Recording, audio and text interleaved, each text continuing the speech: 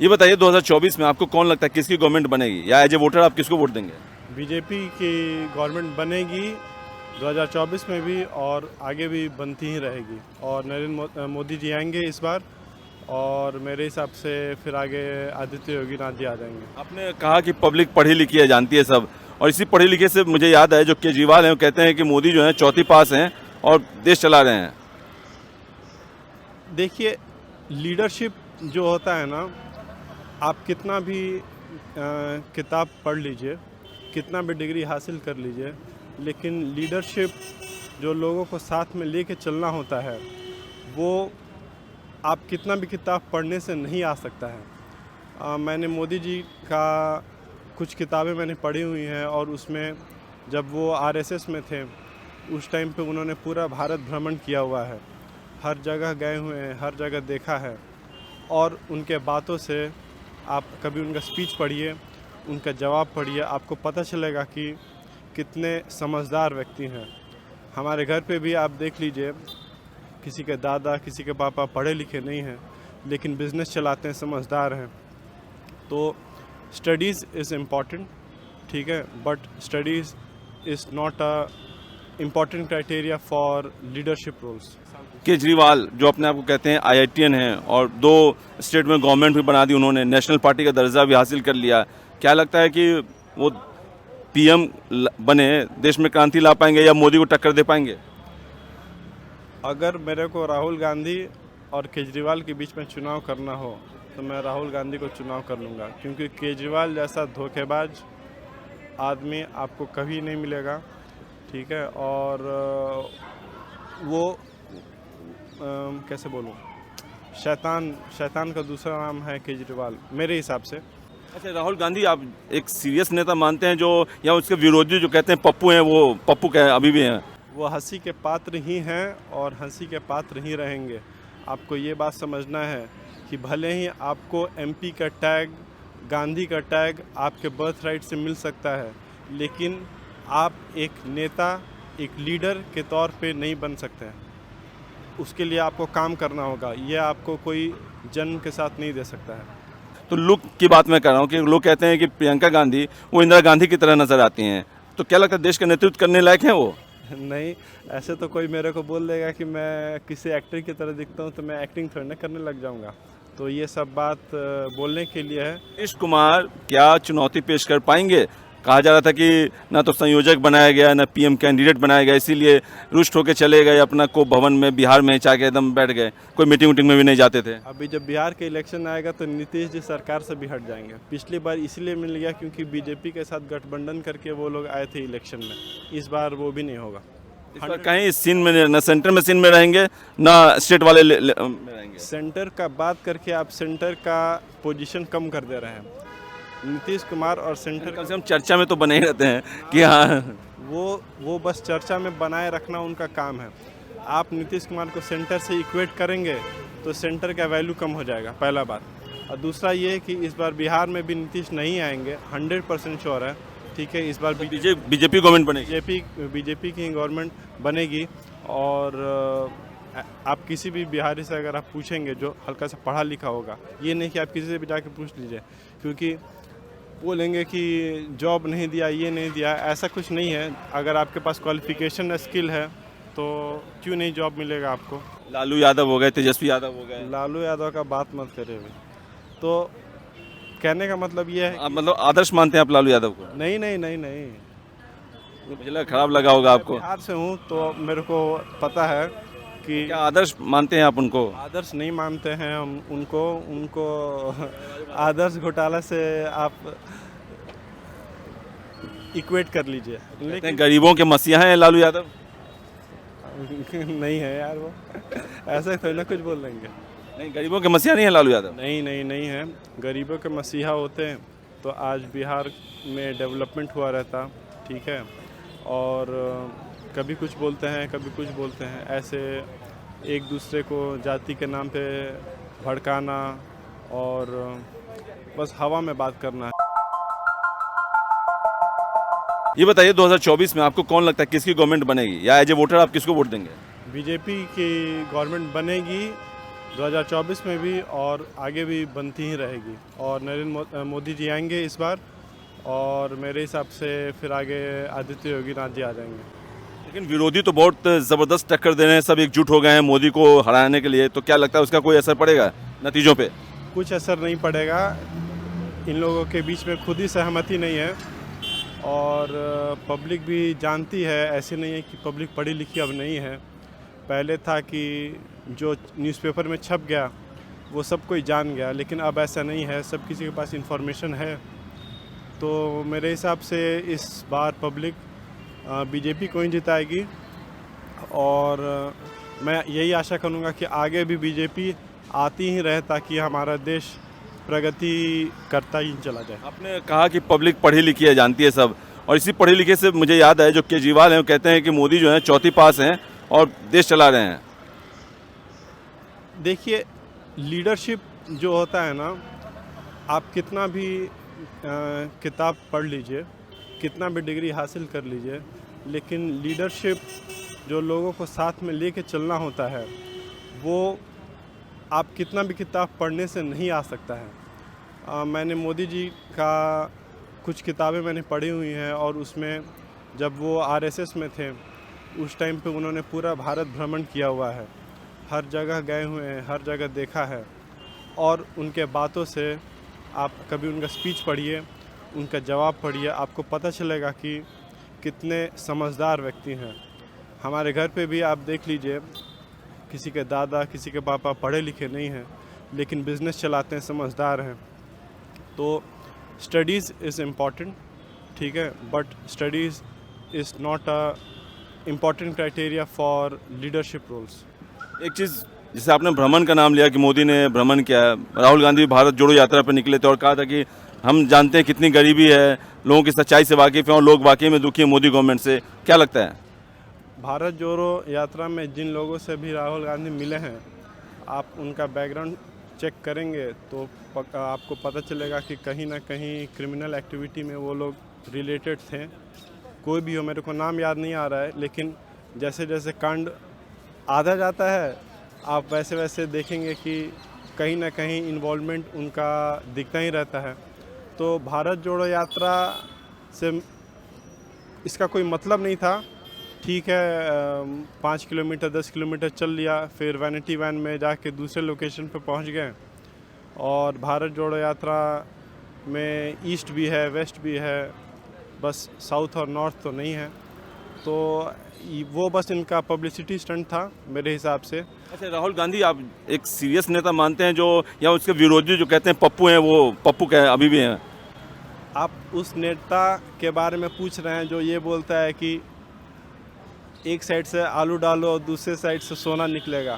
खैर, उस वीडियो के विषय में भी कहा गया कि मोदी कहा करते थे, जिसको राहुल ने बताया था और उसको सबने मान लिया कि राहुल गांधी का वीडियो है। नहीं, ऐसा कुछ नहीं है। आप वो वीडियो अवेलेबल है इंटरनेट इस वीडियो की बात करते वैसे आप एक जो है उनको एक सीरियस नेता मानते हैं या अभी भी जो हंसी का पात्र मानते हैं? वो हंसी के पात्र ही हैं और हंसी के पात्र ही रहेंगे। आपको ये बात समझना है कि भले ही आपको एमपी का टैग, गांधी का टैग आपके बर्थ राइट से मिल सकता है, लेकिन आप एक नेता, एक लीडर के तौर पे नहीं बन सकते हैं। उसके लिए आपको काम करना होगा, ये आपको कोई जन्म के साथ नहीं दे सकता है। लुक की बात आपने की, प्रियंका गांधी को भी लोग कहते हैं कि इंदिरा गांधी का लुक उसमें नजर आता है और वो देश को लीड कर सकते हैं, कांग्रेस समर्थक कहते हैं। आपको लगता है ऐसा? नहीं, मैंने लुक का बात नहीं किया, और ऐसा टैग की बात की गई, अपने गांधी की टैग मिल सकता है, तो लुक की बात मैं कर रहा हूँ कि लोग कहते हैं कि प्रियंका गांधी वो इंदिरा गांधी की तरह नजर आती हैं, तो क्या लगता है देश का नेतृत्व करने लायक है वो? नहीं, ऐसे तो कोई मेरे को बोल देगा कि मैं किसी एक्टर की तरह दिखता हूँ तो मैं एक्टिंग थोड़ी ना करने लग जाऊँगा। तो ये सब बात बोलने के लिए है, जब आदमी काम करता है तो मुश्किल होता है। और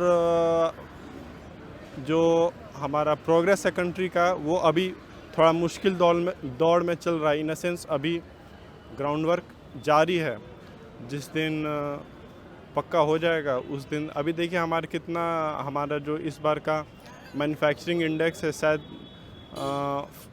बढ़ा हुआ है 50 से 60%। मेरे को एग्जैक्ट डेटा याद नहीं है, लेकिन कल ही मैंने पढ़ा मैन्युफैक्चरिंग सीपीआई डेटा रिलीज़ हुआ है और इस बार का बढ़ा हुआ है। कहने का मतलब ये है कि धीरे धीरे प्रोग्रेस हो रहा है और अभी तो बस 9 साल हुए हैं, और ये अगर चेंज हो गई, अगर लेट्स से कि अगर गवर्नमेंट चेंज हो गई तो जितना भी किया था वो सब मिट्टी में तो मिलेगा ही, और हम लोग फिर से पीछे चले जाएंगे 10 साल। केजरीवाल जो अपने आप को कहते हैं आईआईटीएन हैं और 2 स्टेट में गवर्नमेंट भी बना दी उन्होंने, नेशनल पार्टी का दर्जा भी हासिल कर लिया, क्या लगता है कि वो पीएम बने, देश में क्रांति ला पाएंगे या मोदी को टक्कर दे पाएंगे? अगर मेरे को राहुल गांधी और केजरीवाल के बीच में चुनाव करना हो तो मैं राहुल गांधी को चुनाव कर लूँगा, क्योंकि केजरीवाल जैसा धोखेबाज आदमी आपको कभी नहीं मिलेगा, ठीक है। और वो कैसे बोलूँ, शैतान का दूसरा नाम है केजरीवाल मेरे हिसाब से। तो मेरे को नहीं लगता कि जितने भी जेल में उनके साथी हैं उसका समर्थन कर रहे हैं, बयान दे रहे हैं कि मैं जो है कट्टर ईमानदार के साथ हूँ, आप घबराओ मत और हम लोग सबको निकालूंगा जेल के, आंदोलन करेंगे। नहीं, ऐसा तो सभी बोलेंगे। अगर कोई बीजेपी वाला नेता भी अंदर जाएगा तो वही बोलेगा, कांग्रेस वाला भी जाएगा तो वही बोलेगा। तो पब्लिक के सामने दिखाने के लिए तो सब कुछ है, लेकिन जो एविडेंस जैसे कोर्ट में पेश किया जाएगा और उस हिसाब से सुप्रीम कोर्ट जो ऑर्डर देगी उसको तो सबको मानना है। कट्टर ईमानदार मानते हैं, जैसा वो कहते रहते हैं कि मेरे मंत्री भी कट्टर ईमानदार हैं, मैं भी कट्टर ईमानदार हूँ और इसीलिए मोदी गवर्नमेंट के लोग पीछे पड़े हुए ईडी और सीबीआई को छोड़ रखा है। मेरा खुद का मानना है कि कोई भी आज के दौर में ईमानदार नहीं है। बीजेपी भी नहीं है, कांग्रेस भी नहीं है और आप वाले भी नहीं है, कोई नहीं है। लेकिन अच्छा, मेरे को बीजेपी के बारे में नहीं पता, क्योंकि अभी बीजेपी पे कार्रवाई नहीं हो रहा है। क्या पता बीजेपी पे कोई कार्रवाई करे तो कुछ आ जाए सामने, लेकिन जो आ रहा है सामने अभी आम आदमी पार्टी के लिए है, चाहे कांग्रेस है, चाहे अभी टीआरएस का कुछ फ्लाईओवर का कुछ चल रहा था उसका भी घोटाला, निमोजी हो गई, तो लालू यादव हो गए, तेजस्वी यादव हो गए। लालू यादव का बात मत करें अभी। तो कहने का मतलब ये है, आप मतलब आदर्श मानते हैं आप लालू यादव को? नहीं नहीं नहीं नहीं, मुझे लगा खराब लगा होगा आपको। बिहार से हूँ तो मेरे को पता है कि क्या आदर्श मानते हैं आप उनको? आदर्श नहीं मानते हैं हम उनको आदर्श घोटाला से आप इक्वेट कर लीजिए। लेकिन गरीबों के मसीहा हैं लालू यादव? नहीं है यार, वो ऐसे थोड़ी ना कुछ बोल देंगे। नहीं, गरीबों के मसीहा नहीं है लालू यादव? नहीं है।